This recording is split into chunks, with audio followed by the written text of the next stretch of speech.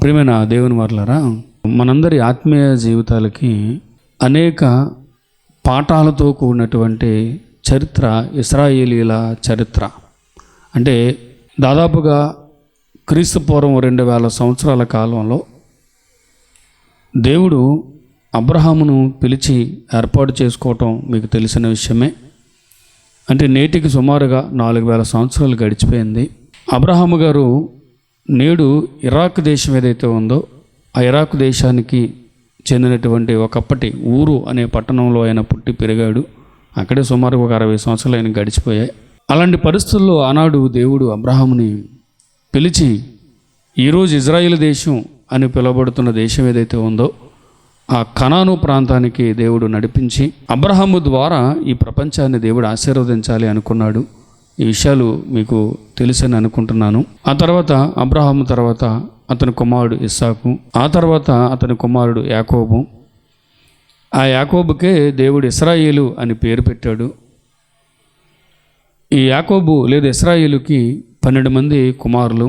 వీరి కాలంలో వారు కనానులో నివసిస్తున్నటువంటి దినాల్లో దాదాపుగా క్రీస్తు పూర్వం 1900 సంవత్సరాల కాలంలో వారు ఆ కనాను, ఐగుప్తు, ఆ పరిసర ప్రాంతాల్లో గొప్ప కరువు ఏర్పడడాన్ని బట్టి వారి కుటుంబంతో కూడా సుమారుగా 70 మంది, అంటే యాకోబు కుమారులు, కోడండ్రు, మనవళ్ళు, మనవరాళ్ళు వీళ్ళందరూ కలిపి 70 మంది యాకోబు కుటుంబ సభ్యులు కనాను దేశం నుంచి ఐగుప్తు దేశానికి వలస వెళ్ళారు. ఐగుప్తు దేశానికి వలస వెళ్ళినప్పుడు అక్కడ అప్పటికే యాకోబు 11వ కుమారుడు యోసేపు అక్కడ ఉండటం, అక్కడ ప్రధానమంత్రిగా దేవుడు అతని గొప్ప హోదాని ఇవ్వటం, ఈ చరిత్ర కూడా మీకు తెలిసిందే. వీరు అక్కడికి వెళ్ళేసరికి తన కుమారుడు అక్కడ ఉండటం, ఈ చరిత్ర ఏమండి మీకు అవగాహన ఉందనుకుంటున్నాను. ఆ పరిస్థితుల్లో నిజంగా వీళ్ళు అక్కడికి వెళ్ళిన తర్వాత చాలా చక్కని ఆహ్వానం వీరికి లభించింది. గోషేను అనే ఒక మంచి పట్టణాన్ని, ప్రాంతాన్ని వీరి కుటుంబానికి ఫరో గిఫ్ట్గా ఇవ్వటం జరిగింది. అక్కడే వీళ్ళు స్థిరపడ్డారు. అయితే సుమారుగా ఒక 430 సంవత్సరాలు గడిచిన తర్వాత అక్కడ మనం చూస్తే ఇజ్రాయేలీల సంతతి బహుగా విస్తరించింది. బహుగా విస్తరించినప్పుడు వీళ్ళ మీద అసూయతో స్థానికంగా ఉన్నటువంటి ఐగుప్తీయులు కానీ, ఫారో ఐగుప్తు రాజ్యానికి లేదా ఆ నాగరికతకు ఒక గొప్ప నేతగా ఫరో అనేటటువంటి పేరు మీద అనేక మంది రాజులు పరిపాలించారు. ఆ కాలంలో దాదాపుగా క్రీస్తు పూర్వం 1500 సంవత్సరాల కాలంలో, అంటే 1900 సంవత్సరాల నుంచి 1500 అంటే సుమారుగా 430 సంవత్సరాల తర్వాత వీరి మీద అసూయతో, అంటే ఇజ్రాయేలీల మీద వీరు బహుగా విస్తరిస్తున్నారు అనే అసూయతో ఐగుప్తీయులు పగబట్టి, ముఖ్యంగా ఫరో వీరిని ఏ విధంగానైనా అణిచేయాలి అనే ఉద్దేశంతో ఫరో ఏం చేశాడు, ఒక ఆజ్ఞ జారీ చేశాడు. అది మీకు తెలిసినదే. ఏం చెప్పండి? హెబ్రీయులు అనగా ఇశ్రాయేలీయుల సంతతిలో మగపిల్లలు పుడితే వారిని ఏం చేయాలి? చంపేయండి అని మంత్రసానులకి ఆజ్ఞ ఇవ్వటం. అంటే పుట్టినప్పుడు ఆడపిల్ల అయితే బతకనివ్వండి, మగపిల్లోడైతే పురిట్లోనే చంపేయండి అని ఆజ్ఞ ఇచ్చాడు. నిజంగా అదెంత దారుణమైన పరిస్థితి అంటే ప్రేమ దేవుని వలన బిడ్డలు పుట్టిన తర్వాత ఆ తల్లిదండ్రులు నిజంగా ఆ బిడ్డలు బ్రతికే అవకాశం లేని స్థితి. ఫరో ఆజ్ఞను బట్టి ఆ భయంకరమైనటువంటి శిక్షను వారు అనుభవించాల్సి వచ్చింది. నిజంగా ఎంత బాధాకరమైన విషయమో. అలాంటి పరిస్థితుల్లో ప్రియమైన దేవుని వర్లరా ఒక దంపతులు, ఆమ్రాము, యెకోబెదు దంపతులు తమకు పుట్టినటువంటి 3వ సంతానం మోషే, ఆ బిడ్డను ఎట్టి పరిస్థితుల్లోనూ కూడా కాపాడుకోవాలి అని వారు చేసిన ప్రయత్నం నిజంగా చాలా ఆలోచించాల్సిన విషయం. బాగా వినండి ప్రియమైన దేవుని వర్లరా. రాజే ఒక ఆజ్ఞను జారీ చేశాడు. హెబ్రీయుల పిల్లల్లో మగపిల్లలైతే వారిని చంపేయండి అని ఆజ్ఞ జారీ చేసినప్పుడు రాజాజ్ఞకు కూడా భయపడకుండా తమ బిడ్డను కాపాడుకోవాలి అనేటటువంటి ఆలోచనతో ఆమ్రాము, యెకోబెదు తీసుకున్న నిర్ణయాలు చాలా ఆశ్చర్యపోవాల్సిన విషయాలండి. నిజంగానండి, వీళ్ళ జీవితాల్ని మనం పరిశీలించినప్పుడు చాలా ఆశ్చర్యంగా అనిపిస్తుంది.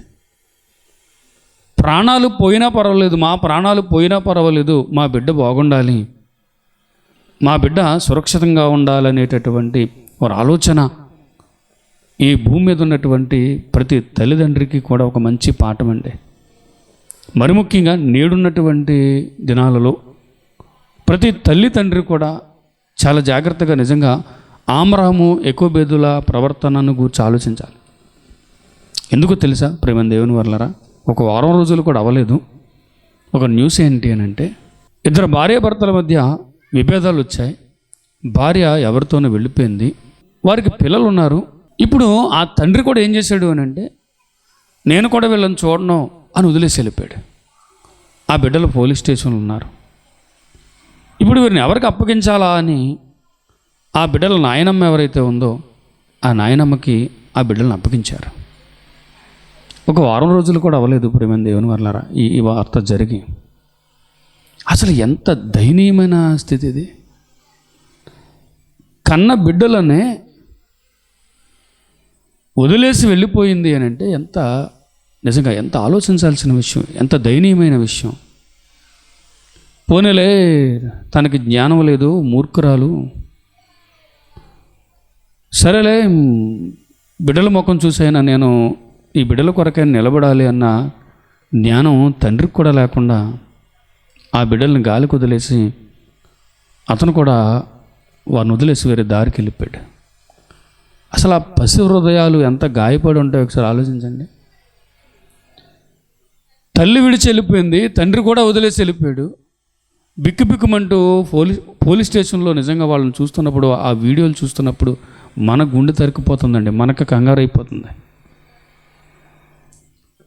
ఈరోజు ఇలాంటి దయనీయ స్థితిలో ఉన్నటువంటి బిడ్డల సంఖ్య రోజు రోజుకి పెరుగుతుంది. మీరు గమనిస్తున్నారు లేదా? యెకోబేదు, ఆమ్రాము తమ ప్రాణం పోయినా తమ బిడ్డ బాగుండాలి అని, తమ ప్రాణం కంటే కూడా తమ బిడ్డ ప్రాణం ముఖ్యము అని, అలానే మన ఆలోచనల్లో వాళ్ళని అంతగా పురికొల్పిన విషయం ఏంటి అనేది కూడా మనల్ని నడిపించాలి, మన ఆలోచనలో ఉండాలి. అంత క్లిష్ట పరిస్థితుల్లో రాజే వ్యతిరేకం అయిపోయినప్పుడు, ఎవరు కూడా తమ బిడ్డలను కాపాడుకోవడానికి సాహసించినప్పుడు, ఎందుకంటే అందరికీ ప్రేమ ఉండొచ్చు కానీ ప్రాణం పెట్టేటంత ప్రేమ లేదేమో, కానీ ఈ ఆమరాము యెకోబేదు ఎంతగా నిజంగా వాళ్ళు ప్రాణం పోయే పరిస్థితి అయినప్పటికీ బిడ్డను కాపాడుకోలేనటువంటి వారి తాపత్రయానికి పునాది ఏంటి అనేది ఈరోజు మన పాఠం. అలానే ప్రియమైన దేవుని వర్లారా, అసలు వీరు పెరిగిన విధానం నిజంగా మనం చూస్తేనంటే చాలా ఆశ్చర్యం అనిపిస్తుంది. ఈ ఆమరాము యెకోబేదుల కుటుంబం ఎంత మాదిరి అని అంటేనండి, కొన్నిసార్లు కొన్ని మాటలు చదువుతుంటే బైబిల్లో ఒళ్ళు పులకిస్తుందండి. నిజంగా మీకు ఒక మాట చదివి వినిపిస్తాను ప్రియమైన దేవుని వర్లారా. నిజంగా వాళ్ళంతా గొప్ప తల్లిదండ్రులు మీకు అర్థం కావడానికి ఒక మాట చూపిస్తాను. మేకా గ్రంథం చూడండి, మేకా గ్రంథం 6వ అధ్యాయం చూడండి ప్రియమైన దేవుని వర్లారా. మేకా గ్రంథం 6వ అధ్యాయం 4వ వచనంలోనండి చూడండి, దేవుడే సాక్షాత్తు ఇజ్రాయేలీలతో మాట్లాడుతున్న మాట. 6వ అధ్యాయం 4వ వచనం, ఐగుప్తు దేశములో నుండి నేను మిమ్మల్ని రప్పించితిని, దాసగృహములో నుండి మిమ్మల్ని విమోచించితిని, మిమ్మల్ని నడిపించుటకు మోషే, అహరోను, మిర్యాములను పంపించితిని. అసలు ఆ మాట ఏమనుకుంటున్నారు? నిజంగా ఒళ్ళు పులకించే విషయం అండి అది. ఆమరాము యెకోబేదుల ముగ్గురు సంతానం. మోషే చెప్పండి, అహరోను, మిర్యాము. ఆ ముగ్గురు పిల్లలని గూర్చి వారు మరణించిన సుమారు 700 సంవత్సరాల తర్వాత దేవుడు ఇశ్రాయేలీలతో మాట్లాడుతూ, ఇశ్రాయేలీల తప్పిదాలను గూర్చి ఆయన ప్రశ్నిస్తూ, నేను మీకు ఎన్ని ఉపకారములు చేసితనో, ఏ విధంగా దాసగృహములో నుంచి, కఠినమైన బాధల్లో నుంచి మిమ్మల్ని విడిపించి కనానుకు నడిపించడానికి ఇదిగో 3 రక్షకులను, నాయకులను మీ కొరకు ఏర్పాటు చేశాను అని చెబుతూ ఆయన ప్రస్తావించిన పేర్లు ఎవరు చెప్పండి? మోషే, అహరోను, మిరియాము. వీళ్ళు ఎవరండి? ఎవరు? ఆమ్రాము, యెకోబెదుల పిల్లలు, సంతతి. అసలు ఏంటండి ఇది? నేటి కాలంలో చూడండి, ఒక 4 పిల్లలు ఉన్నారనుకోండి, ఒకరు మందిరానికి వస్తే ఒకరు మందిరానికి రారు, ఒకరు పాటలు పాడితే ఒకరు పాటలు పాడరు, ఒకరు సువార్త పనుల్లో పాలు పొందుతుంటే ఒకరు సువార్త పనుల్లో పాలు పొందరు, ఒకరు దేవుడు ఉన్నాడు అంటే అసలు ఒకడు దేవుడు లేడనే అంటాడు. ఏమండి అసలు అలా వీళ్ళ సక్సెస్ ఏంటి? వీరి కుటుంబం ఇంత అద్భుతంగా వారు జీవించి వారి కాలాన్ని ముగించుకున్న తర్వాత 700 సంవత్సరాల తర్వాత వారి గురించి దేవుడు ప్రస్తావిస్తున్నాడు అని అంటే, వారిని ఇదిగో మీకు నాయకులుగా నియమించుతని, మిమ్మల్ని విడిపించడానికి వారిని పంపించాను, మీ ముందు నడవటానికి వారిని ఏర్పాటు చేసుకున్నాను అని ఒకే కుటుంబానికి చెందిన బిడ్డల్ని అక్కడ ప్రస్తావిస్తున్నాడు అని అంటే, అసలు వాళ్ళ సక్సెస్కి దేవుని జ్ఞాపకాల్లో అంత మధురమైనటువంటి స్థితిని వారు కలిగి ఉండడానికి కారణం ఏంటి అనేది నిజంగా మనం ఆలోచించాలండి. కొన్ని సందర్భాలు మనం చూస్తేనండి మనల్ని ఎంతో ఇన్స్పైర్ చేస్తూ ఉంటాయి బైబిల్లో. వాటిని చూసినప్పుడు లేదా విన్నప్పుడు వినేసి వెళ్ళిపోకూడదు. వారు మనలాంటి మనుషులే కదా, అలాంటిది వారు అలాంటి గొప్ప విజయాలు సాధించగలిగారు అని అంటే అసలు వాళ్ళ ఆలోచన విధానం ఏంటి అని భూమి మీద పుట్టిన ప్రతి మనిషి ఆలోచించుకోవాలండి. మనలాంటి రక్తమాంసాలు కలిగిన వారే కదండి వాళ్ళు, మనలాంటి ఆశలు కలిగిన శరీరం కలిగిన వారే కదండి. కానీ వారు అంతగా దేవుని కొరకు నిలబడ్డానికి కారణం ఏంటి?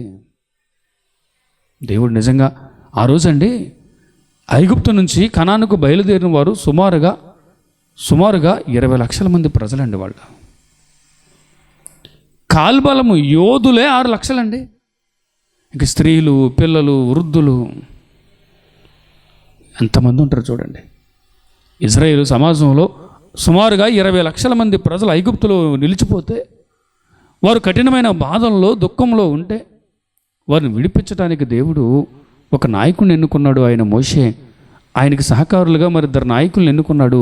వారు ఎవరో కాదు, వారు అన్నయ్య, వారు అక్కే. ఎంతో ఆలోచించాలి. అసలు వీళ్ళ యొక్క విజయ రహస్యం ఏంటి అని ఆలోచించాలి. ప్రేమ దేవుని వాళ్ళారా, ఆలోచిస్తూ నిజంగానండి అసలు వాళ్ళ విజయ రహస్యం ఏంటో తెలుసుకునే ముందు వారి కుటుంబ పరిస్థితులు చూస్తేనండి చాలా ఆశ్చర్యంగా ఉంటాయండి. బైబిల్లో కొన్ని విషయాలు చదివితే దేవుడండి మోషేని ఐగుప్తు నుంచి తన ప్రజలను విడిపించడానికి ఎన్నుకున్నప్పుడండి అది చాలా పెద్ద పోరాటం కాబట్టి మొదట మోషే భయపడతాడు. మోషే భయపడినప్పటికీ ప్రాణాలకు తెగించి ఫరోతో పోరాడడానికి నిర్ణయం తీసుకుని ఐగుప్తుకు వెళతాడు. ఎందుకంటే అప్పటికే మోషే మిద్యాను ప్రాంతంలో స్థిరపడిపోయాడు. ఎందుకంటే మిద్యాను ప్రాంతంలో యాజకుని ఇత్రో అనే యాజకుని కుమార్తెను వివాహం చేసుకున్నాడు, సిప్పోరా. వారికి చక్కని 2 బిడ్డలకు పుట్టారు కుమారులు. చక్కగా సంసార జీవితంలో అలాగే చక్కని ఉపాధి కలిగి ఉన్నాడు. సొంత వ్యాపారంలాగా చక్కని జీవనోపాధి కలిగి ఉన్నాడు. కుటుంబం బాగుంది. అలాంటి పరిస్థితుల్లో మోషేని దేవుడు పిలిచి, నీవు నీ స్వజనులను విడిపించడానికి నువ్వు తిరిగి ఇదిగో నీవు ఐగుప్తుకు వెళ్ళాలి అని చెప్పినప్పుడు మొదట ఐగుప్తు రాజ్యంని, అంత మహా సైన్యాన్ని, ఆ ఫరో శక్తిని, వీటంతటిని గురించి ఆలోచించినప్పుడు కాస్త అధైర్యంతో మాట్లాడినట్టుగా మోషే జీవితంలో కనిపిస్తుంది. కానీ మొత్తానికి మంచి నిర్ణయం తీసుకుని ఫరో ఎదురు నిలబడడానికి వెళతాడు. వెళ్ళినప్పుడండి ఆ సందర్భంలో, ప్రభువా నేను నోటిమాంద్యం గలవాడిని కదా, నేను సరిగా మాట్లాడలేను కదా అన్నట్టుగా మోషే దేవుని దగ్గర మాట్లాడినప్పుడు, నీ అన్నను నీకు ఇదిగో ప్రవక్తగా ఏర్పరుస్తాను. ఐగుప్తు ప్రజలకి లేదా ఫరోకి నీవు దేవుడిగా, నాయకుడిగా ఉంటే నీ తరపున పనిచేసే ఒక సైనికుడిగా, ఒక సేవకుడిగా, ప్రవక్తగా, యాజకుడిగా నీ అన్నను నిలబెడతాను అని చెప్పటం. నిజంగానండి దేవుడు అహరోనుతో ఒక్క మాట చెప్తాడండి, నీ తమ్ముడు చెప్పినట్టుగా నువ్వు నడుచుకోవాలి అని ఒక మాట చెప్తాడండి. ఆ మాట బైబిల్లో చదివితేనండి, చూడండి ప్రియమైన దేవుని వారలారా, నిర్గమకాండము ఎంత ఆశ్చర్యపోవలసిన విషయం అనుకుంటున్నారు. నేడు అన్నదమ్ముల మధ్య ప్రేమలు చల్లారిపోతున్నాయి. ఏమండి, అక్క చెల్లెండ్ర మధ్య ప్రేమలు చల్లారిపోతున్నాయి. అసలు దేవుడు కోరుకున్న కుటుంబ వ్యవస్థ రోజు పతనమైపోతున్నటువంటి పరిస్థితుల మధ్య జీవితాలు ఎలా కొనసాగిపోతున్నాయో మనకు తెలుసు కదా ప్రియమైన దేవుని వారలారా. ఇలాంటి పరిస్థితుల్లో నిజంగా నిర్గమకాండం 4వ అధ్యాయం 27, 28 వచనాలు చూడండి. మరియు యెహోవా మోషేను ఎదుర్కొనుటకు అరణ్యంలోనికి వెళ్ళుమని అహరోనుతో చెప్పగా అతడు వెళ్ళి దేవుని పర్వతమందు అతన్ని కలుసుకొని అతని ముద్దు పెట్టుకొనెను. అప్పుడు మోషే తను పంపిన యెహోవా పలుకమన్న మాటలన్నిటినీ, ఆయన ఆజ్ఞాపించిన సూచక్రియలన్నిటినీ అహరోనుకు తెలిపెను. ఆ 27, 28 వచనాల్లో ఎంత ఆలోచించాల్సినటువంటి సమాచారం రాయబడింది అనుకుంటున్నారు. దేవుడు ఒక్క మాట చెప్పాడండి, నీ తమ్ముడు వస్తున్నాడు మిద్యాను ప్రాంతం నుంచి, నువ్వు వెళ్ళి నీ తమ్ముడిని ఎదుర్కో అని చెప్పటం. తమ్ముడు, అరే అన్నయ్య, నాకు ఇలాగా దేవుడు ప్రత్యక్షమయ్యాడు, ఐగుప్తులో మన ప్రజల కష్టాన్ని ఆయన చూసి జాలిపడి వారిని విడిపించడానికి నన్ను నిలబెట్టాడు అన్నప్పుడు అన్న ఏమనాలండి? అరే అన్నట్టుగా బాధపడాలి కదా. కానీ అన్నగారు ఏం చేశారు చెప్పండి? తమ్ముడు నాయకత్వాన్ని గౌరవించి ఫరో ఎదుట నిలబడడం అనేది ప్రాణాపాయ పరిస్థితి. చిన్న విషయం అండి. 100 యుద్ధ రథాలు కలిగినటువంటి రాజ్యం అండి ఐగుప్తు. బలమైనటువంటి రాజ్యం. అలాంటి దేశాధినేత దగ్గరికి వెళ్ళి వార్నింగ్ ఇవ్వటం అంటే మాటలా చెప్పండి? అలాంటి పనికి సిద్ధపడిపోయాడు ఎవరు చెప్పండి? అహరోను. ఎంత గొప్ప ఆలోచన విధానం అండి అహరోనుదే. ఏంటండి అసలు వీళ్ళ పెంపకం ఏంటి అసలు? ఇక అది మొదలు వారు ఎలాంటి పోరాటం చేశారో మనకు తెలుసు. ఇక ఆ తర్వాత వీరితో పాటుగా స్త్రీలందరికీ కూడా నాయకత్వం వహించినటువంటి వారి సోదరిమణి ఎవరు చెప్పండి? ఎవరండి? మిరియాం జీవితాన్ని చూస్తేనండి చాలా అబ్బురంగా అనిపిస్తుంది. తమ్ముడు 3 నెలల పసిప్రాయిగా ఉన్నప్పుడు మోషే, ఇక వీడిని దాచలేం, ఇదిగో మా ప్రాణం పోయినా పర్వాలేదు, వీడిని కాపాడుకోవాలనుకున్నాం, కానీ వీడు దాచే పరిస్థితి లేదు. కనీసం ఆ నదిలో వదిలిపెట్టేస్తే అలా ఈ ప్రాంతాన్ని దాటుకుని మరో ప్రాంతానికి వెళ్ళిపోతే ఆ నదిలో ఎక్కడైనా బతుకుంటాడేమోనని తల్లిదండ్రులు ఆలోచించండి. ఆ తల్లి ఒక జమ్ము పెట్టి చేసి ఆ పెట్టెలో 3 నెలల పసిప్రాయంలో ఉన్న మోషేని ఆ జమ్ము పెట్టెలో పెట్టి నదిలో వదిలేస్తే ఎవరు ఆ పెట్టిని గమనిస్తూ ఎవరు వెళ్ళారని చెప్పండి? ఎవరండి? మిరియాం అండి. అప్పటికి సుమారుగా 10 సంవత్సరాల వయసు. ఎందుకంటే మోషే అన్న 3 సంవత్సరాలు పెద్దోడు. అంటే ఇతని కంటే ఒక 2-3 సంవత్సరాలు పెద్దదని అనుకున్నా. మోషే కంటే సుమారుగా ఏమండి ఒక 7-8 సంవత్సరాలు, లేదా సుమారుగా ఒక 10 సంవత్సరాలు, లేదా అహరోనికి మిరియామికి కాస్త వయసు భేదం ఉందనుకుంటే మహా అయితే 12 సంవత్సరాలండి. ఒకసారి ఆలోచించండి. 10-12 సంవత్సరాల వయసులో నా తమ్ముడు జీవితం ఏమైపోతుందో అనే ఆలోచనతో,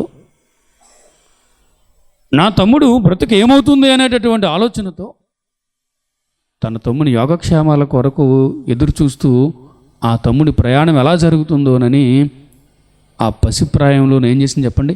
అబ్జర్వ్ చేస్తూ ఆ నైలు నది ప్రాంతంలో ఏమండి ఆ పెట్టెను చూస్తూ ఆ పెట్టి ఆ నదిలో ప్రవాహంలో కొట్టుకుని పోతుంటే పరిశీలించిందండి. ఎవరు చెప్పండి? మిరియాం. ఈరోజండి ఒక 20-30 సంవత్సరాలు వచ్చేసినా సరే కనీస జ్ఞానం లేని పిల్లలను మనం చూస్తున్నామండి. నేను సాధారణంగా స్టూడెంట్స్కి ఏం చెప్తానంటేనండి, మీ ఇంట్లో మీరే పెద్దోళ్ళు అయితే బహు జాగ్రత్తగా ఉండాలి. మీరు మిమ్మల్ని బట్టే మీ కుటుంబం ఆధారపడి ఉంటుంది. మీ తల్లిదండ్రులు ఒకవేళ పెద్దగా చదువుకున్న వారు కాదేమో. ఇదిగో ఒకవేళ మిమ్మల్ని ఇంతవరకు డిగ్రీ వరకు మిమ్మల్ని చదివించారు అని అంటే మీరు ఎంత జాగ్రత్తగా ఉండాలి అని అంటే మీ ప్రవర్తనను బట్టే ఒకవేళ మీకు తమ్ముడో చెల్లో లేదా చెల్లెళ్ళు తమ్ముళ్ళో మీకు ఉంటే వారి బ్రతుకులు ఆధారపడి ఉంటాయి. యవ్వన కాలంలో నువ్వు నిలబడిన విధానాన్ని బట్టే వారి బ్రతుకులు ఆధారపడి ఉంటాయి. నిజంగా ఈ ఇంటర్మీడియట్ వాళ్ళకి డిగ్రీ వాళ్ళకి నేను సాధారణంగా చెప్పే విషయం అండి ఇదే.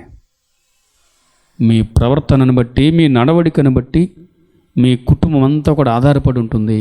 మీరు బాగా చదువుకున్నారా, మీ వెనుకున్నటువంటి మీ తర్వాత సంతానం మీ తమ్ముడో చెల్లో లేదా చెల్లెళ్ళో వీళ్ళు కూడా చక్కగా మంచి చదువుల్లో వారు రాణిస్తారు. మీరే రోడ్డుని పట్టి తిరుగుతున్నారనుకోండి, వారికి ఇంక భయం ఏముంటుంది చెప్పండి? వారి జీవితాలు ఎంత ప్రభావితం అయిపోతున్నాయి మీ వల్ల. మీరు ఒకవేళ లోకానుసారంగా మీ నిర్ణయాలు మారిపోయి భయభక్తులు లేకుండా మీరు మారిపోతే వారి భవిష్యత్తు ఏమైపోతుంది? అన్ని సర్వసాధారణంగా చెప్పే విషయం అండి. కానీ మిరియాము 25 ఏళ్ళు వయసు వచ్చేసినా 30 ఏళ్ళు వయసు వచ్చేసినా అర్థం కాని యవనస్తుడికి నేటి అవనస్తులకి అర్థం కాని విషయం సుమారు 10 సంవత్సరాలు 12 సంవత్సరాల వయసు ఉన్నటువంటి మిరియాము ఎంత ఆలోచన కలిగి ఉందో చూడండి. అక్కడ ఆశ్చర్యపోయే విషయం ఏంటో తెలుసా అండి? ఆ బాలుడు ఫరో కుమార్తెకు దొరుకుతాడు. ఫరో కుమార్తె తన చెలికత్తెలతో నైలు నదిలో స్నానం చేయడానికి వచ్చినప్పుడు అక్కడ ఒక పెట్టె చూసి ఏంటి పెట్టెని ఓపెన్ చేసినప్పుడు చెప్పండి, అందులో ఒక చక్కని సుందరుడైన బాలుడు ఉన్నాడు. అతనికి పేరు పెట్టింది కూడా ఆమె, మోషే అని పేరు పెట్టింది కూడా ఆమె. ఆ యవ్వన కుమార్తె, ఫరో యొక్క కుమార్తె ఈ బిడ్డ నేను పెంచుకోవాలని నిర్ణయం తీసుకుంది. నిజంగా చనిపోవలసినటువంటి మోషే బ్రతికి బట్ట కట్టి గొప్ప ప్రయోజకుడయ్యాడు అని అంటే, అంతటి కృప మోషే మీద కుమ్మరించబడింది అని అంటే మొదట తల్లిదండ్రుల యొక్క ప్రయత్నాలు. చెప్తాను వారి ప్రయత్నాలకు మూలమేంటో. వారు తీసుకున్న నిర్ణయాలు, తమ బిడ్డ బాగుండాలి అని వారి ఆశ. ఆ తర్వాత వారి సోదరిమణి ఎవరండి?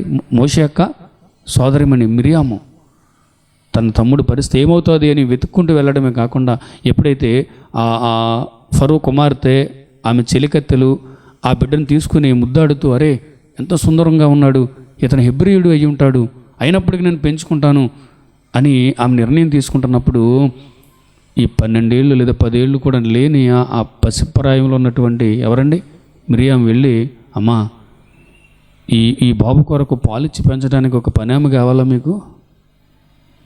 ఏంటండి నిజంగా ఆ యుక్తి ఏంటండి? ఈ బాలుణ్ణి పెంచడానికి ఒక దాదీని తీసుకురమ్మంటారా? పాలిచ్చి పెంచడానికి అసలు ఎంత వండర్ఫుల్ ఐడియాస్ అండి అవి.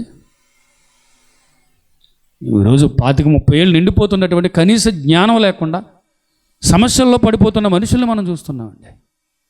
ఎన్ని తలవంపులు అండి. ఈరోజు యవన కాలానికి వచ్చారంటే తల్లిదండ్రులకు నిద్రలో ఉండట్లేదండి.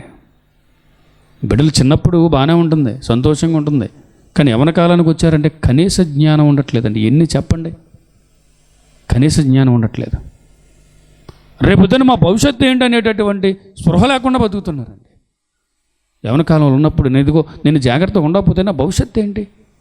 కానీ ఒక 20 సంవత్సరాల అమ్మాయో అబ్బాయో ఈరోజు నా నడతలు బాగోకపోతే దేవుడిచ్చిన ఈ అందమైన జీవితాన్ని నేను భవిష్యత్తుని ఎలా కాపాడుకోగలుగుతానని స్పృహ లేకపోతే ఎలా చెప్పండి? మీరు గమనిస్తున్నారండి నేడు పరిస్థితులు ఎలా ఉన్నాయనుకుంటున్నారు? సామాన్యంగా మనలాంటి పల్లెటూరులు కూడా గంజాయి వినియోగం ఎక్కువైపోయిందంటండి. ఎంత దారుణం అండి. మా చిన్నప్పుడు కళ్ళు తాగేవారండి. కళ్ళు తాగే పరిస్థితి నుంచి బ్రాందీ విస్కీలు తాగే వరకు వచ్చారు. ఇప్పుడు అది కూడా సరిపోవట్లేదంటండి. మత్తు ఏమొచ్చిందంట? గంజాయి. ఎంత దారుణం అంటే. తరాలు ఎలా మారిపోతున్నాయో చూడండి. బాధ్యత లేని పిల్లల సంఖ్య రోజు రోజుకి పెరుగుతుంది. కానీ మిరియాము చూడండి, ఇప్పుడు నేను మీ పిల్ల ఈ బాబుని పెంచడానికి ఒక దాదీని తీసుకురమ్మంటారు అని అడిగి ఎవరిని తీసుకెళ్ళని చెప్పండి? అది ఒరిజినల్గా తన తల్లి ఎవరైతే ఉందో ఆ తల్లిని తీసుకెళ్ళి అక్కడ అప్పగించి ఎంత యుక్తిగా వ్యవహరించిందండి. ఆలోచించాలి ప్రియమైన దేవుని వర్లారా. దేవుడు మిర్యాముని ప్రవక్త్రి అని, ఇజ్రాయేలు జాతిని ఐగుప్తు నుంచి విడిపించి కనానుకు తీసుకెళ్ళడానికి, స్త్రీలందరికీ నాయకత్వం వహించడానికి ఒక ప్రవక్త్రినిగా మిర్యామును దేవుడు ఎన్నుకున్నాడు అని అంటే ఊరికే దేవుడు అధికారం ఇస్తాడు అనుకుంటున్నారా ప్రియమైన దేవుని వర్లారా? ఊరికే పని అప్పగిస్తాడు అనుకుంటున్నారా? ఎంత ఆలోచించాల్సిన విషయం. 12 ఏళ్ల పసిప్రాయంలో నిజంగా ఆ మిర్యాము అంత యుక్తిగా వ్యవహరించింది అని అంటే, ఆ తర్వాత ఆమె పెరిగి పెద్దదైపోయిన తర్వాత 80 సంవత్సరాలు నిండిపోయిన తర్వాత ఐగుప్తు నుంచి కనానుకు 20 లక్షల మంది సుమారుగా ఉన్నటువంటి ప్రజలను కనానుకు తీసుకురావడానికి మోషేకి భారం అవుతుంది కాబట్టి మోషేకి తోడుగా అతని అన్నను అక్కను ఇదిగో తనతో పాటుగా నాయకులుగా నిలబెట్టి పంపించాడండి. ఆమె నడుచుకున్న తీరు కొన్ని సందర్భాలు చూస్తే చాలా ఆశ్చర్యంగా అనిపిస్తుంది. ఐగుప్తు నుంచి వాళ్ళు వస్తున్నప్పుడు ఎర్ర సముద్రం అడ్డొచ్చినప్పుడు దేవుడు అక్కడ గొప్ప అద్భుతాన్ని చేస్తాడు. ఎర్ర సముద్రం 2 పాయలు అయిపోతుంది. అప్పుడు 6 నేల గుండా వీళ్ళు వెళ్ళిపోతారు. ఈ అద్భుతాన్ని వీళ్ళు ఎక్కడ మర్చిపోతారోనని వెంటనే కీర్తన ఎత్తుకుందండి. ఎవరు? మిర్యాము. అద్భుతమైన కీర్తన పాడింది. ఇవన్నీ చూస్తే ప్రేమైన దేవుని వర్లారా ఒక అద్భుతమైన కుటుంబం కదండి. అలానే ప్రేమైన దేవుని వర్లారా మోషే అలాగే అహరోను మిర్యాము దేవుడు వీళ్ళని ఎంతగా అద్భుతంగా దీవించాడో, ఎంత గొప్ప పని వాళ్ళకి అప్పగించాడో మనకు తెలుసు. అలాగే వీళ్ళ కుటుంబంలో చిన్న చిన్న సమస్యలు వచ్చినప్పుడు కూడానండి వాళ్ళు ఎంత చక్కగా వాళ్ళు ఆలోచించారో ఒక ఉదాహరణ చెప్తానండి. మోషే మీద ఈ అన్నకి అక్కకి ఒక విషయంలో చిన్న అభిప్రాయ భేదం వచ్చినప్పుడు దేవుడు సీరియస్ అవుతాడు. ఏమండి? మోషే అక్క మిర్యాము మీద అహరోను మీద దేవుడు సీరియస్ అవుతాడు. ఆ సందర్భంలో మిర్యాముకి కుష్ఠరోగం వస్తుంది. ఆ సందర్భాన్ని మనం చూసినప్పుడు అండి మోషే మీద వాళ్ళు తిరుగుబాటు చేశారు. ఏమండి? ఏదో చిన్న సమస్య, ఇప్పుడు అదంతా వివరించడానికి సమయం సరిపోదు. ఆ సందర్భంలోనండి మోషే ప్రవర్తించిన తీరండి మరలా వీళ్ళ తల్లిదండ్రులు ఇంత గొప్పగా ఎలా పెంచారండి వీళ్ళని అనిపిస్తుంది. చూడండి సంఖ్యాకాండం 12వ అధ్యాయం చూడండి ప్రేమ దేవుని వర్లారా. చూడండి కొన్ని విషయాలు వారి కుటుంబాన్ని గురించి కొన్ని విషయాలు మనం జ్ఞాపకం చేసుకుంటున్నాం. సంఖ్యాకాండము 12వ అధ్యాయము వాళ్ళు మోషేను గురించి సనుక్కున్నప్పుడు ఆ సందర్భంలో దేవుడే సాక్ష్యం ఇస్తూ మోషేను గురించి 12వ అధ్యాయంలో చూడండి 3వ వచనం చూడండి ప్రేమ దేవుని వర్లారా. మోషే భూమి మీద ఉన్న వారందరిలో మిక్కిలి సాత్వికుడు. ఎవరు సాక్ష్యం ఇస్తున్నారండి? దేవుడు సాక్ష్యం ఇస్తున్నాడు. ఆ తర్వాత మీ ముగ్గురు నా ప్రత్యక్ష గుడారం దగ్గరికి రండి అంటాడు. మనం దేవునిలో ఎదుగుతున్నప్పుడు అండి, ఆత్మ సంబంధమైన ఆలోచనలతో మనం బ్రతుకుతున్నప్పుడు ఒకవేళ కుటుంబంలో ఏదైనా సమస్య వచ్చినా సరే దేవుడు పరిష్కరిస్తాడు. ఎలా పరిష్కరిస్తాడు అనేది మనం ఆలోచిస్తే అసలు దేవుని పరిష్కారం కంటే ముందు నిజంగా వాళ్ళకు ఒక చిన్న సమస్య వచ్చినప్పుడు వాళ్ళు ఎలా ప్రవర్తించారో చూడండి.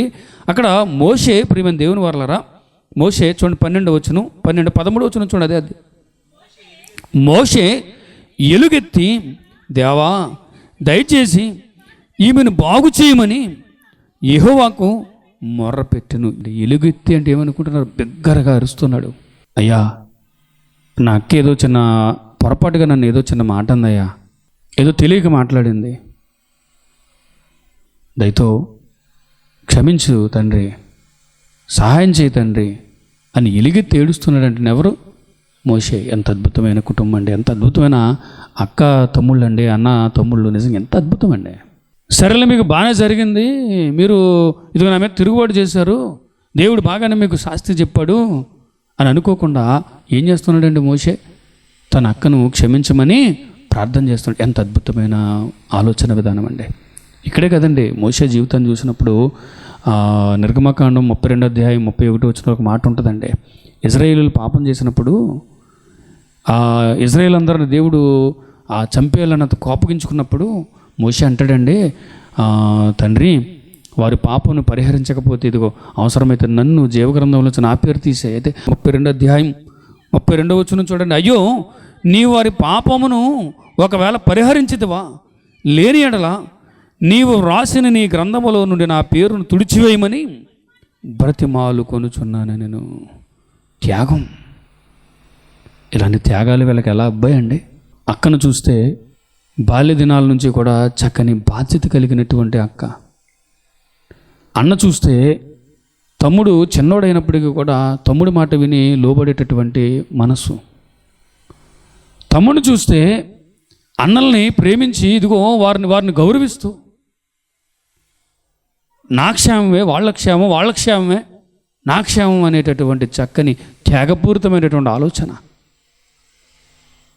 ఈ కుటుంబాన్ని ఇంతగా నడిపించింది ఏంటి?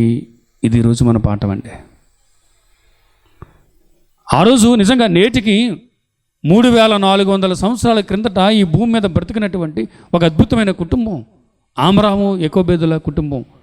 యాకోబు సంతతిలో లేవి గోత్రానికి చెందినటువంటి ఈ కుటుంబం ఈరోజు ప్రపంచ దేశాలు అనేక ప్రాంతాల్లో నిజంగా ఆ కుటుంబం గురించి మాట్లాడుకుంటున్నారు అని అంటే, ఆ కుటుంబంలోని చిన్నవాడనే మోషే ద్వారానే దేవుడు తన న్యాయ విధులన్నీ రాయించాడు అని అంటే, ఇజ్రాయేలు సమాజానికి ఆ తర్వాత కొత్త నిబంధనకు పునాదిగా ఉండటానికి మోషే ద్వారా ధర్మశాస్త్రాన్ని దేవుడు రాయించాడు అని అంటే, ఇంత గొప్ప ఎన్నికలోనికి వెళ్ళిపోవడానికి వీరి కుటుంబాన్ని నడిపించినదేంటి అని ఆలోచిస్తూ ప్రేమ దేవుని వాళ్ళరా, ఇంత చక్కని ప్రేమలు, ఆప్యాయతలు, త్యాగాలు, ఒకరి కోసం ఒకరు అని నిజంగా వాళ్ళు బ్రతికిన తీరు చూడండి, ఎంత ఆశ్చర్యంగా అనిపిస్తుందో. ఉన్నాయండి ఇలాంటి కుటుంబాలు ఉంటున్నాయా ప్రేమ దేవుని వాళ్ళరా? ఎలాంటివి వింటున్నాం మనం. మీరు కూడా ఎన్నో వినుంటారు. ఆ మధ్య ఒక న్యూస్, తండ్రి చనిపోయాడు, ఆస్తి పంపకాలు జరగలేదని శవాన్ని ఏం చేశారండి చెప్పండి? 2-3 రోజులు ఏం చేశారు? ఇంటి ముందే వదిలేశారు. ఇలాంటి కుటుంబాల మధ్య మనం బతుకుతున్నాం. సరేలే, ఒక ఎకరం పోతే పోయింది, మా అన్నయ్య కదా, మా తమ్ముడే కదా, సరే మా అక్కే కదా, మా అక్క బాగుంటే నేను బాగున్నట్టే కదా అని తమ్ముళ్ళు అనుకోవాలి కదా. కానీ అలాంటి వాతావరణాలు మిస్ అయినటువంటి నిజంగా నేటి సమాజాన్ని మనం చూస్తున్నప్పుడు వీళ్ళు ఎంత అద్భుతంగా కనిపిస్తున్నారండి. వాళ్ళు ఏదో దాచుకోవాలని కానీ, ఏదో సంపాదించుకోవాలని కానీ, ఏమంటే కణానికి వెళ్ళిపోయిన తర్వాత కోటలు కట్టుకోవాలని కానీ నిజంగా ఏమీ వాళ్ళ బ్రతుకులో కనిపించవండి. వాళ్ళ ప్రయాణంలో ఇజ్రాయేల్ నడిపించాలి. ఆమరాము ఏమంటే నిజంగా యాకోబేదులు నిజంగా వాళ్ళు ఎలా పెంచారనేటటువంటి ఆలోచన వస్తుందండి. ఎలా పెంచారు అని మనం ఆలోచించినప్పుడు ఒక పరిష్కారం లేదా ఒక ఆధారం మనకు కొత్త నిబంధనలో మనకు కనిపిస్తుంది. ఇప్పుడు మన దేవుని వాళ్ళారా చూడండి, హెబ్రీలకు రాసిన పత్రిక 11వ అధ్యాయము, అపోస్తుడైన పౌలు గారు హెబ్రీలకు రాసిన పత్రిక 11వ అధ్యాయంలో ఈ ఆమరాము యాకోబేదుల సందర్భం మనకు కనిపిస్తుంది చూడండి. ప్రేమ దేవుని వాళ్ళారా, అక్కడ 23వ వచనం చూడండి. హెబ్రీలకు రాసిన పత్రిక 11వ అధ్యాయం 23వ వచనం, మోషే పుట్టినప్పుడు అతని తల్లిదండ్రులు ఆ శిశువు సుందరుడై ఉండుట చూచి విశ్వాసమును బట్టి రాజాజ్ఞకు భయపడక 3 మాసములు అతన్ని దాచిపెట్టిరి. అక్కడ నిజంగా మోషే పుట్టినప్పుడు అతని తల్లిదండ్రులు రాజాజ్ఞకు కూడా భయపడకుండా, అంటే అర్థం ఏంటో తెలుసా అండి? మా ప్రాణం పోయినా పర్వాలేదు, మా జీవితాలు ఏమైపోయినా పర్వాలేదు, మా బిడ్డ బాగుండాలి, దేవుడు మాకు ఇచ్చిన గర్భఫలం బాగుండాలి, వాడు క్షేమంగా ఉండాలి ఆలోచించి రాజాజ్ఞకు భయపడకుండా 3 నెలలు దాచారంటే మాట్లాడుకుంటున్నారండి. ఈ సందర్భాన్ని చూసినప్పుడు అండి, యోబు గ్రంథంలో మళ్ళీ వద్దామండి ఇక్కడికి. యోబు గ్రంథంలో రాయబడినటువంటి ఒక మాట నిజంగా జ్ఞాపకం చేసుకుంటేనండి, 39వ అధ్యాయం అండి, 2 పక్షులను చూపించండి దేవుడు, 2 పక్షుల్ని. 39వ అధ్యాయం 13వ వచనంలోనండి, నిప్పుకోడి సంతోషము చేత రెక్కలను ఆడించును, రెక్కలను వెంట్రుకలను దానికి ఉన్నందున అది వాత్సల్యము గలదుగానున్నదా? లేదు సుమి.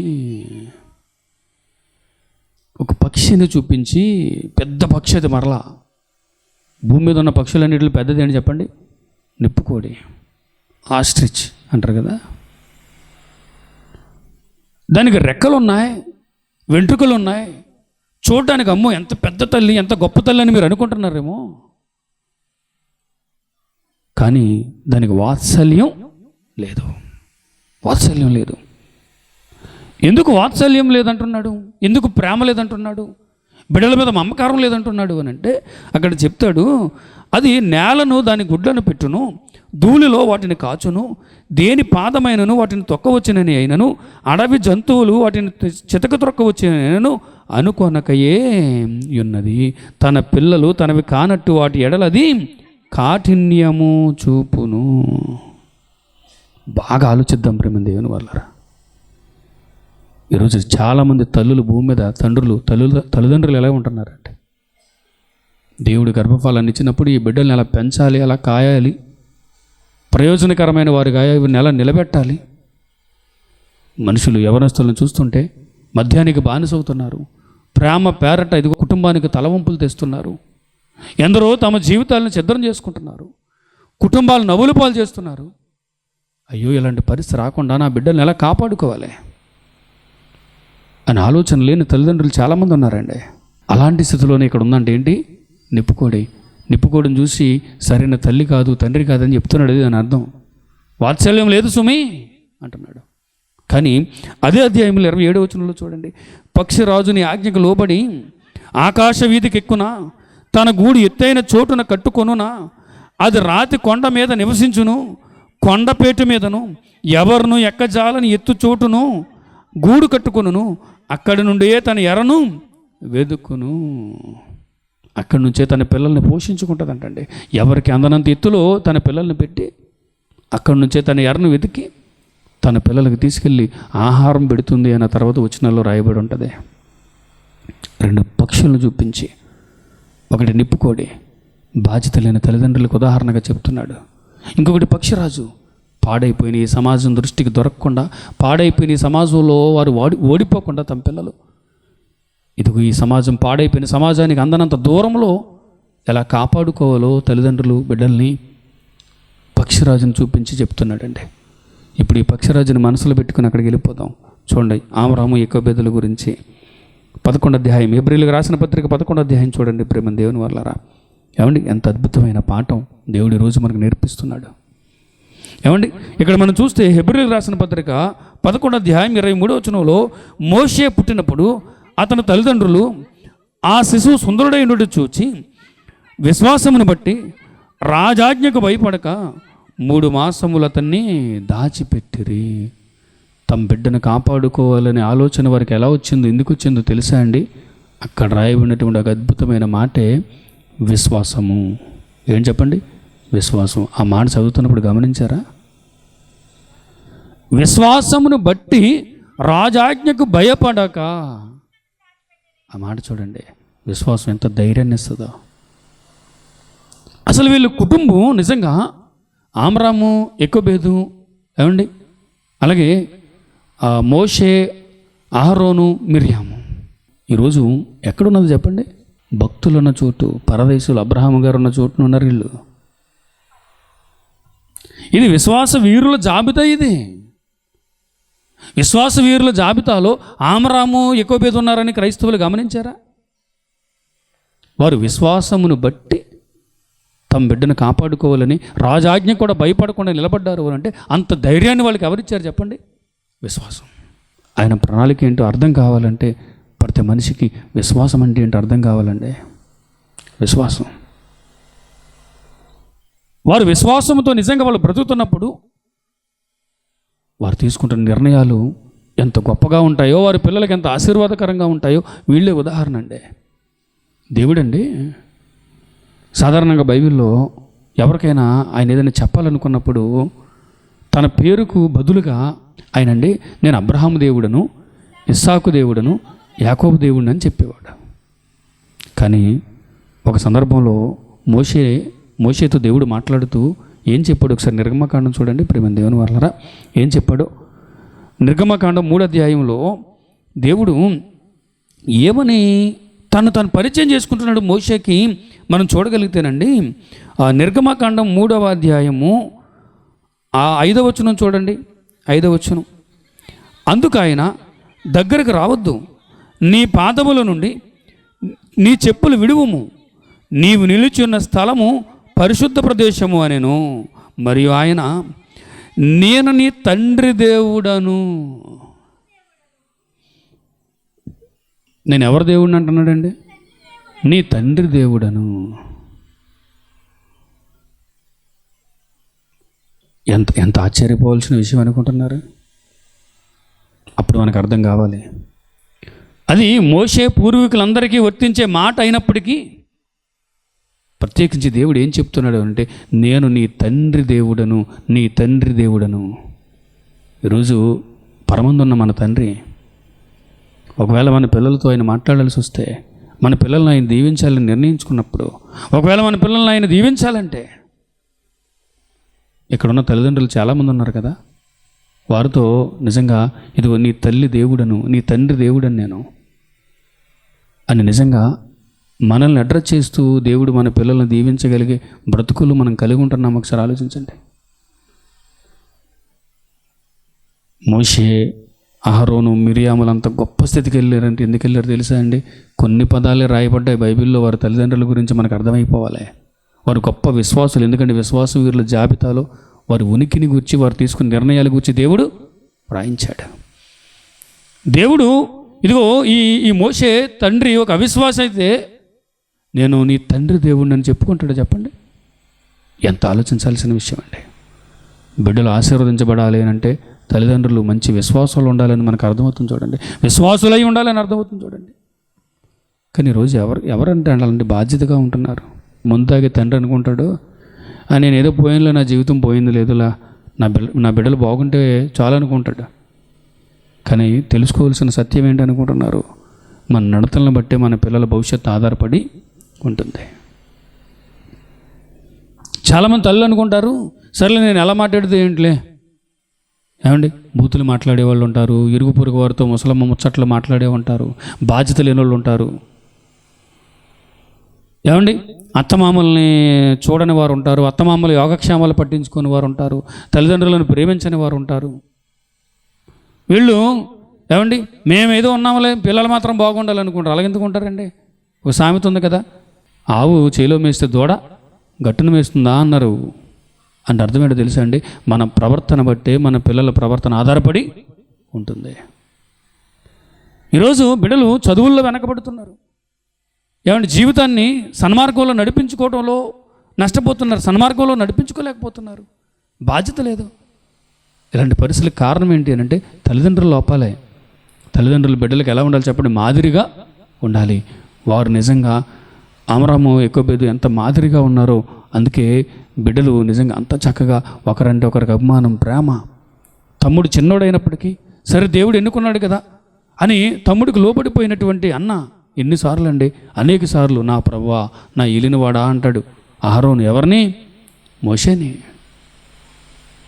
ఎక్కడవండి ప్రేమలు? ఎక్కడి నుంచి వచ్చాయండి ఇవి ఆప్యాయతలు, ఈ అనురాగాలు? వీళ్ళకి విశ్వాసం ఎక్కడి నుంచి వచ్చాయి చెప్పండి? విశ్వాసమే వారి పునాది. కానీ విశ్వాసం అంటే ఏమిటి అని తెలుసుకునే ముందు విశ్వాసం అనేది ఎంత అరుదైనదో మీకు అర్థం కావడానికి ఒక సందర్భం జ్ఞాపకం చేస్తానండి. చూడండి, కీర్తనల గ్రంథము 78వ కీర్తన. ప్రేమ దేవుని వల్ల కొన్ని నిమిషాలు ఓపికగా వినండి. కీర్తనల గ్రంథము 78వ కీర్తనలోనండి, అక్కడ దేవుడు ఇశ్రాయేలీలు కనానుకు చేరుకునే వరకు ఎన్ని అద్భుతాలు చేశాడో అవన్నీ గుర్తు చేస్తాడండి భక్తుడు ఆసాపు గారు.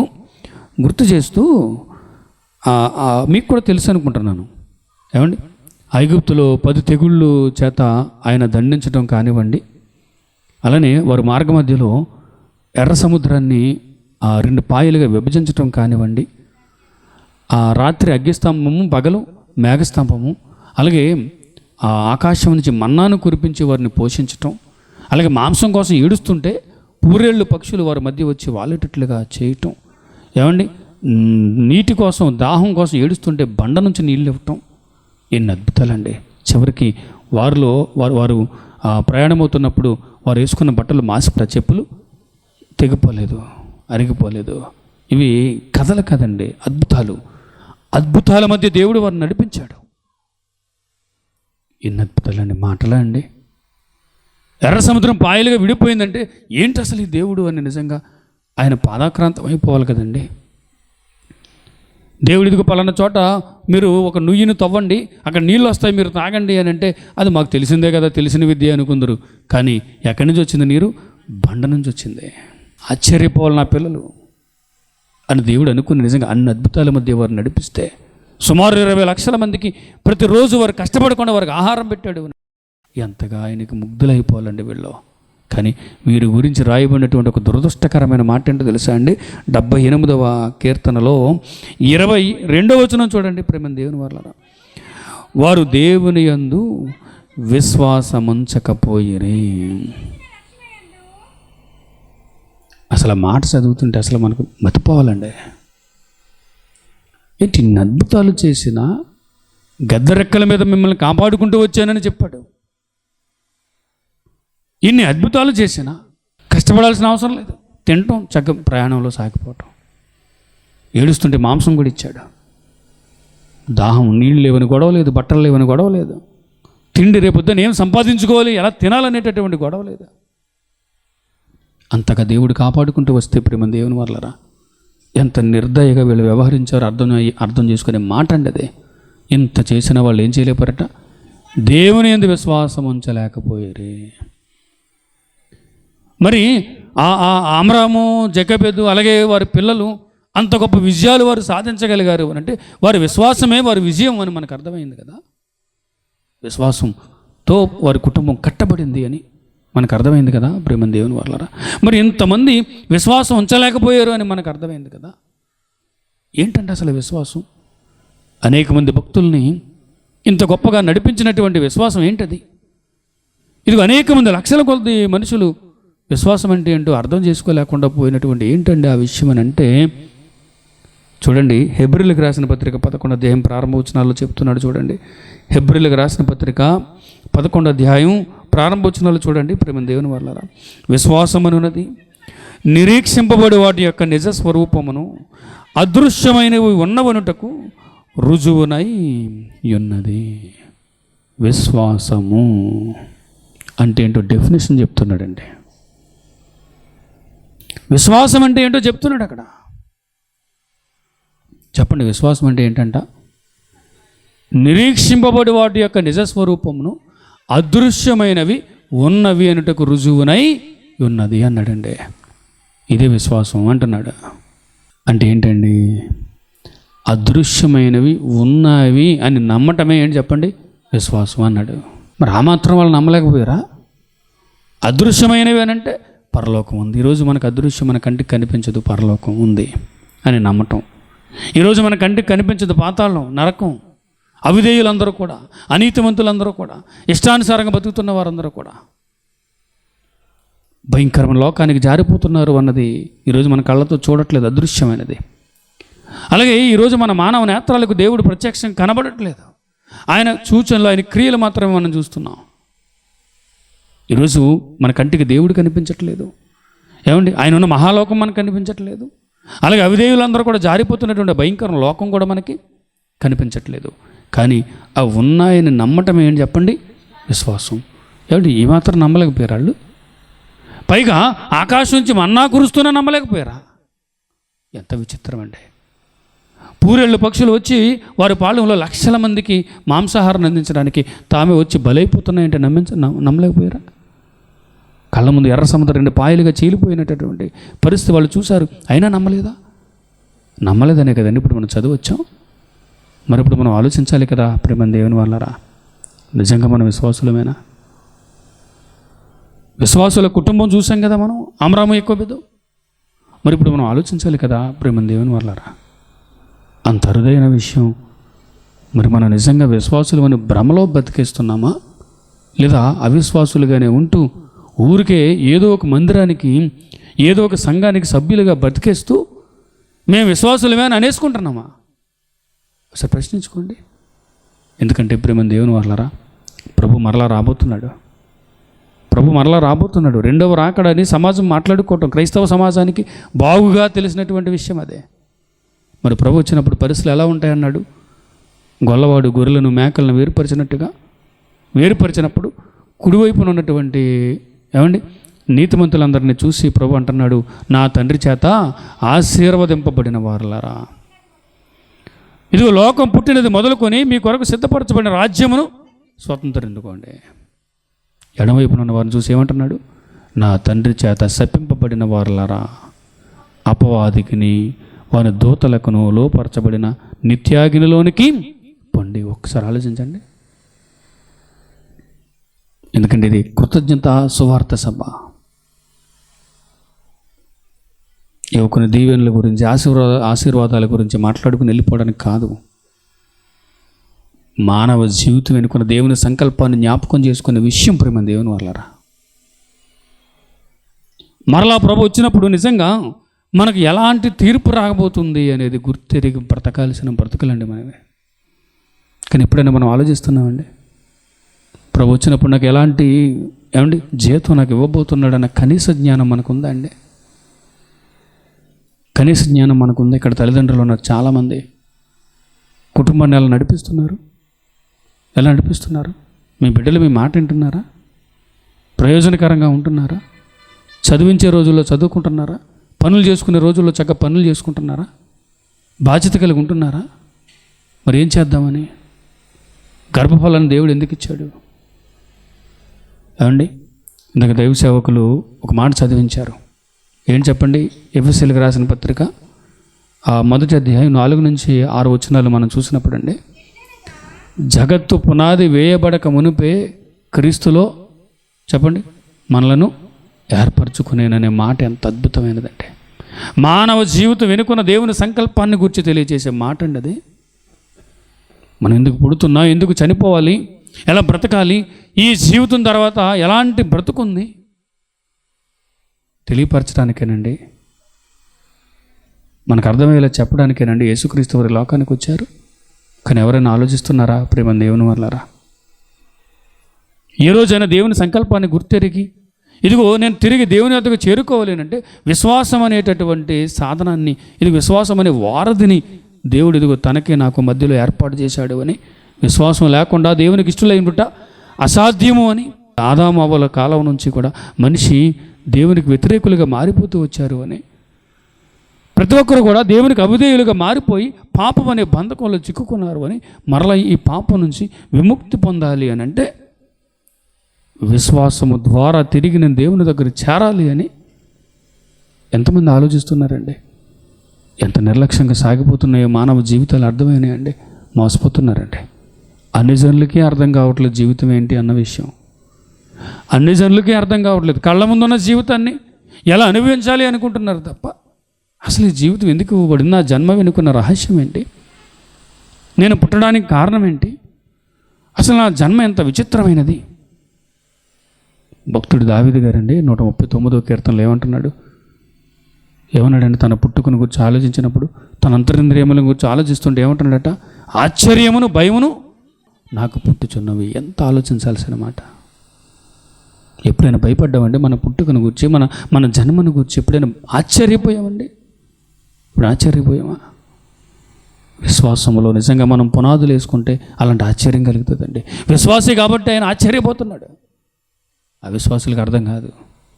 ఒకవేళ మీకు ఇంతకుముందు నిజంగా మన జన్మను గురించి ఆశ్చర్యం అనిపించకపోతే, దేవుని ప్రణాళిక మనకు అర్థం కాలేదు అని మనకు ఎలా తెలుస్తుంది అనుకుంటున్నారు? మన జన్మను గురించి మనం ఆశ్చర్యపోనప్పుడు మాటలనుకుంటున్నారండి. తల్లి గర్భంలో 3వ నెలలో ఈ మన గుండె కొట్టుకోవటం ప్రారంభిస్తుందండి. 100 ఏళ్ళు ఒకవేళ మనిషి బ్రతికిన 100 సంవత్సరాల వరకు ఆ గుండె పని చేస్తూనే ఉందంటే ఏంటండి ఆ విచిత్రం? ఎవరిచ్చారు ఆ శక్తి? ఇలా ఆలోచిస్తూ ఒక్కొక్కటి ఆశ్చర్యం అండి. మన మెదడు కానివ్వండి, మన నాడీ వ్యవస్థ కానివ్వండి, మన అంతర్గత అవయవాలు, ఒక కిడ్నీ కానివ్వండి, లేదా ఏదైనా సరే, ఒక లివర్ కానివ్వండి, వాటి పనితీరు కాస్త అటు ఇటు అయిందంటే మన జీవితాలు ఏమి ఉండవండి భూమి మీద. ఎంత ఆశ్చర్యకరమైన జీవితాలు ప్రేమ దేవుని వల్ల. ఎప్పుడైనా ఆశ్చర్యపోతున్నామా? ఎప్పుడైనా మన బ్రతుకును గురించి, నిజంగా మన జీవనం ఎలా సాగుతుందనే దాని గురించి ఎప్పుడైనా ఆశ్చర్యపోతున్నామండి? ఒకసారి ఆలోచించండి. ఎప్పుడైనా కళ్ళు లేని వారిని ఎప్పుడైనా చూసారా ప్రేమ దేవుని వల్ల? ఎంత బాధాకరమైన విషయం. కానీ దేవుడిచ్చినటువంటి ఈ అవయవాలు నిజంగా ఈ పరిస్థితి నిజంగా మనం ఆలోచించినప్పుడు ఆశ్చర్యపోతూ, ఏంటయ్యా ఈ అద్భుతం మా బ్రతుకుల చుట్టూ అని ఆశ్చర్యపోయి, నిజంగా ఆయన బాధాక్రాంతం అయిపోవలసిన మనిషి ఈరోజు ఎంత మూర్ఖంగా బ్రతుకుతున్నారో మనకు తెలుసండి. దానికి కారణం ఏంటనంటే విశ్వాసం లేకపోవటం, అవిశ్వాసం. అందుకే విశ్వాసము లేని దుష్ట హృదయం మీలో ఒకవేళ ఎవని యందైనను ఉన్నదేమో అని పరిశీలించి చూసుకోండి, తెలుసుకోండి, పరీక్షించుకోండి అన్నాడు. మిమ్మల్ని మీరే శోధించుకొని తెలుసుకోండి అన్నాడు.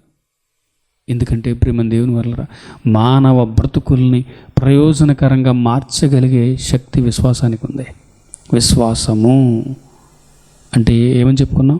దేవుడు ఉన్నాడు అని, ఆయన చూస్తున్నాడు అని, ప్రతిదీ ఆయన వింటున్నాడు అని, ఇదిగో నాకు ఏ సమస్య వచ్చినా ఆయన సహాయం చేస్తాడని, ఒకవేళ నాకు ఏదైనా అన్యాయం చేసిన ఎవరైనా దేవుడు ఖచ్చితంగా ఇదిగో ఆయన ఈ సమస్యను పరిష్కరిస్తాడని నమ్మటమే ఏం చెప్పండి?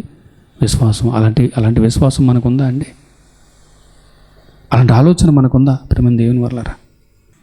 సరే, విశ్వాసం కోసం మనం ఆలోచించాలండి. నిజంగా మన విశ్వాసులమైతే మన క్రియల్లో బయటపడుతుంది. ఏమన్నాడు? క్రియలు లేని విశ్వాసం మృతం అన్నాడు. అందుకే విశ్వాసం ఎంత గొప్పదండి, ఎంత గొప్పదో తెలుసా అండి? ఒకళ్ళ అమ్మాయి ఏదైనా ఒక మాట అందనుకో, సరే అమ్మాయి కదా ఒక మాట అంది ఏముందలే అని ప్రేమతో ముందుకెళ్ళిపోతామండి. నాన్న ఒక మాట అన్నాడు అనుకోండి, రే నాన్నే కదా, మనల్ని అనకపోతే ఎవరిని అంటాడు? మన మీద భూమి మీద హక్కు ఉందంటే ఎవరికండి? నా అమ్మకే నాన్నకి తప్ప ఎవరికి ఉందండి అన్నట్టు. ఎంత విధేయతగా కుటుంబాలు సాగిపోతే చూడండి. అన్నయ్య ఒక మాట అన్నాడు అనుకోండి, అరే అన్నయ్య కదా. అక్క ఒక మాట అందనుకోండి, సరే అక్కే కదా. ఆ బంధాలు, ఆ ప్రేమలు, ఆ ఆప్యాయతలు ఆ రోజు ఆమ్రాము జేకబెద్దులకి వారుకున్న విశ్వాసాన్ని బట్టే వారి పిల్లలు నిజంగా అంత అద్భుతంగా 20 లక్షల మందిలో 3 దేవుడు సెలెక్ట్ చేసాడనంటే ఆ 3 ఒకే కుటుంబానికి చెందిన వాళ్ళు ఉన్నారు అనంటే అది సామాన్యమైన విషయం కాదు. మానవ జీవితం వెనుకున్న దేవుని సంకల్పం మనకు అర్థమైతే అంత అర్థవంతంగా మారిపోతాయండి. ఇది వింటున్నప్పుడు మనం కూడా ఒకసారి ప్రశ్నించుకుందాం, ఆలోచించుకుందాం. ప్రేమ దేవుని వాళ్ళరా, ఆలోచిద్దాం. మన కుటుంబాలు ఎలా ఉంటున్నాయి? దేవుని సంకల్పాన్ని ఎరిగి బ్రతుకుతున్నామా? బిడ్డలు కావాలంటే మాదిరి చూపిస్తున్నామా? దేవుని పట్ల ఎలాంటి విశ్వాసం కలిగి ఉండాలి, పెద్దల పట్ల ఎలాంటి మర్యాద కలిగి ఉండాలి, ఎలాంటి విలువలు కలిగిన కుటుంబాలుగా నడిపిస్తున్నాం? అమ్మో, దేవుడిచ్చిన అందమైన జీవితాల్ని ఎలా కాపాడుకోవాలో బిడ్డలకు నేర్పిస్తున్నామా? ప్రయోజనకరమైన బిడ్డలుగా మనం నడిపిస్తున్నామా అని ప్రతి తల్లిదండ్రుల ఆలోచించుకోవాలండి. ఒక మంచి నిర్ణయం తీసుకుందాం, ఆలోచిద్దాం. నిజంగా మన విశ్వాసులమైనా మోసపోతున్నాం? విశ్వాసులమే అయితే మంచి క్రియలు కలిగి దేవుని వైపు చూస్తూ అద్భుతంగా మనం జీవించగలుగుతాం. మనలో మోషే, అహరోను, మిరియాముల వలె లేదా వారి తల్లిదండ్రులైనటువంటి ఆమ్రాము, యెకోబెదుల వలె మన బ్రతుకుల్లో దేవుడు నాకు తోడుగా ఉంటే చాలు అనేటటువంటి ఒక మంచి నిర్ణయాలతో ముందుకెళ్ళిపోతాం. అలాంటి మంచి జీవితాలు మనం కలిగి ఉన్నామా ఒకసారి ప్రశ్నించుకుందాం. ప్రేమ దేవుని వల్లరా, వీటన్నిటికీ పునాది ఏంటి అని అంటే చెప్పండి, విశ్వాసం అంటే ఏంటి చెప్పండి? అరే ఏనాటికైనా నేను దేవుని దగ్గరికి వెళ్ళిపోవాలి కదా. ఎంత అందం ఉన్నా, ఎంత ఆరోగ్యం ఉన్నా, ఎంత సంపద ఉన్నా ఇవేవి నాతో రావు కదా. ఇవన్నీ అశాశ్వతం కదా. అశాశ్వతం. ఇది కాదు మనకు కావాల్సిందే. ఎన్నున్నా ఇవన్నీ ఒకనాటికి మనం విడిచిపెట్టి వెళ్ళిపోవాలి. దేవుడు ఉన్న చోటుకి వెళ్ళిపోవాలి. ఒకవేళ ఆయన ఉన్న చోటుకి వెళ్ళిపోకపోతే భయంకరమైన వేదనకరమైన చోటుకి వెళ్ళిపోవాలి అని గుర్తెరిగి బ్రతకడమే విశ్వాసం. ఈ విశ్వాసమే జీవితాలని అద్భుతంగా మలుస్తుంది, అందమైన జీవితాలుగా మలుస్తుంది, ప్రశాంతమైన జీవితాలుగా మలుస్తుంది, ఒక చక్కని ప్రణాళికాబద్ధంగా మన జీవితాలను తీర్చిదిద్దుతుంది విశ్వాసం. కానీ ఈరోజు కనుమరుగైపోయింది కూడా ఏం చెప్పండి? విశ్వాసమే. ప్రభు అండి ఆనాడు 2000 సంవత్సరాల కిందట భూమి మీదకి వచ్చినప్పుడు ఆయన అన్నాడు, లూకా 18:8 అండి, ఏంటో తెలుసా అండి? మనిషి కుమారుడు మరలా భూమి మీదకి వచ్చినప్పుడు విశ్వాసమును కనుగొనునా. నేను మరలా వస్తాను కదా, అప్పుడు భూమి మీద విశ్వాసాలు ఉంటారా అని ఆయనే అనుమానం వ్యక్తం చేశాడనంటే ఎంత ఆలోచించాల్సిన విషయం. కాబట్టి ప్రేమ దేవుని వాళ్ళ ఇంతవరకు విశ్వాసుల జీవితాలు ఎలా ఉంటాయో, ఇదిగో ఒక కుటుంబాన్ని మనం చూసాం కదా. ఒకవేళ అవిశ్వాసుల జీవితాలు ఎలా ఉంటే తెలుసా అండి? ఆదివారం ఆరాధనకి వెళ్ళాలి, పెళ్ళి ఉంది, మా ఆరాధన మానుకుని ఎక్కడికి వెళ్ళిపోతాం? పెళ్ళికి వెళ్ళిపోతాం. సువార్త మీటింగ్ ఉంది, మీటింగ్ మానేసి ఎక్కడ పోతాం? ఏ టీవీల ముందు ఉండిపోతాం. ఏమండి, ఇది బిడ్డలు ఎవరి దారి వాళ్ళదే, పట్టించుకోం. ఎందుకంటే అవిశ్వాసులం. ఒకవేళ భర్త ఇంకా త్రాగి నిర్లక్ష్యంగా బతుకుతున్నాడు అనుకోండి, పోతే ఆడిపోతాడు అనుకుంటాం. ఎందుకంటే మనం ఎవరం? అవిశ్వాసులం. సరే, ఇలాంటి పరిస్థితులు ఎందుకు దాపరిస్తున్నాయి కుటుంబాల్లో అంటే ప్రేమ దేవుని వల్లరా, మనలో విశ్వాసం లేదు. అదే విశ్వాసం ఉంటే ప్రార్థిస్తాం, బైబిల్ చక్కగా చదువుకుంటాం, మందిరానికి చక్కగా అటెండ్ అవుతూ మాదిరిగా ఉంటాం, మన పవిత్రంగా మన జీవితాన్ని కాపాడుకుంటూ యథార్థంగా బ్రతుకుతూ మన భక్తి జీవితాన్ని కాపాడుకుంటున్నప్పుడు మనం చూసి మన పిల్లలు మన మన మన తోడబుట్టిన వారు, ఒకవేళ స్త్రీ అయితే భర్త, పురుషుడైతే అతని భార్య, ఇది వారి నడవడికని బట్టి ఏం చేయగలుగుతారు? వాళ్ళని విశ్వాసంలోకి నడిపించగలుగుతారు. ఇంతకంటే గొప్ప సంపద లేదండి. విశ్వాసం కంటే గొప్ప సంపద ఈ భూమి మీద లేదు. కాబట్టి ప్రేమ దేవుని వాళ్ళరా, విశ్వాసుల జాబితాలోకి మనం వెళ్ళిపోదాం. అట్టి కృపను దేవుడు మనకు అనుగ్రహించును గాక. ఆమేన్.